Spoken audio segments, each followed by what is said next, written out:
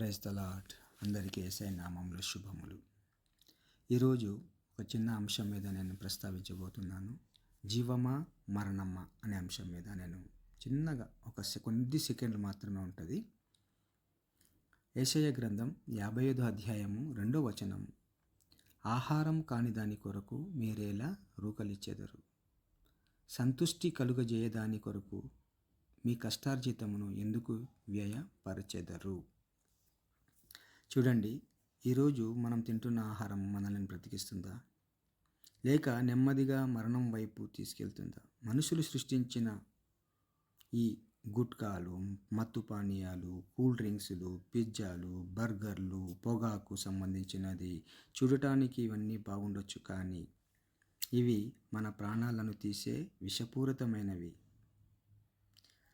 యేషయ గ్రంథం 55వ అధ్యాయం 2వ వచనంలో దేవుడు ఒక అద్భుతమైన ప్రశ్న అడుగుతున్నారు. ఆహారం కాని దాని కొరకు మీ రూకలను ఎందుకు ఖర్చు పెడతారు? తృప్తిపరచని దాని కొరకు మీ కష్టార్జితాన్ని ఎందుకు వెచ్చిస్తారు అని లోకరీతిగా మనుషులు సృష్టించిన వస్తువుల మీద మనం డబ్బులు పోసి మన ఆరోగ్యాన్ని పాడు చేసుకుంటున్నాం. కానీ దేవుడు మనకు ప్రకృతినిచ్చారు.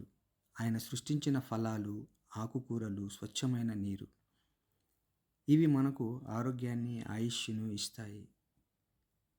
మన శరీరం దేవుడు నివసించే ఆలయం.